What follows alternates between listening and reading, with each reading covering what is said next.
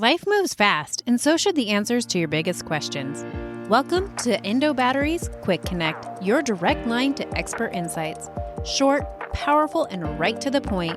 You send in the questions, I bring in the experts, and in just 5 minutes, you get the knowledge you need. No long episodes, no extra time needed. And just remember, expert opinions shared here are for general information and not for personalized medical advice. Always consult your provider for your case-specific guidance. Got a question? Send it in, and let's quickly get you the answers. I'm your host, Alana, and it's time to connect.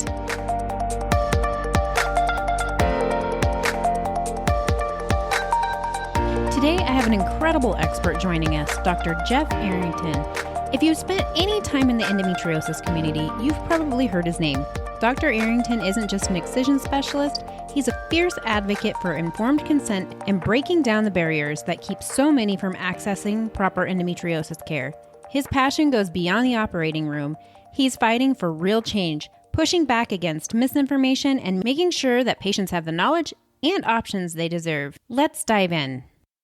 Are there any instances where ablation is used and is effective? I would have to say yes, and I don't burn small superficial lesions, but there are some areas, say there's one or two little spots.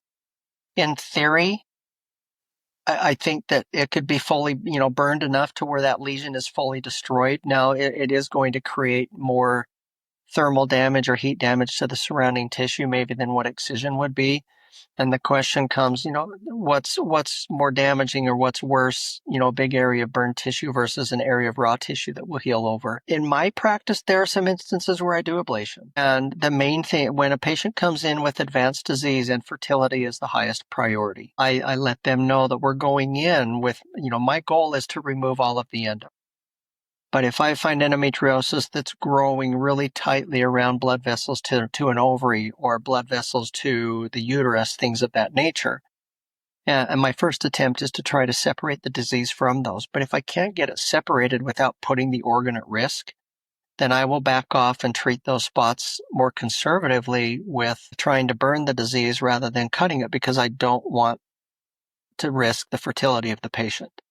So those typically come into play when, at least in my practice, where fertility is the highest priority and going after the disease with complete excision really would increase the risk of losing an ovary or a uterus. And, the patient gets to decide if that's the appropriate time for that or not.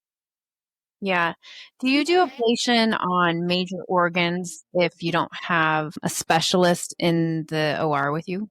No, most of the major organ type stuff I can take care of on my own anyways. I use excision on those. Truthfully, if the disease is bad enough that you would need another specialist to come in, ablation is going to do absolutely nothing for it.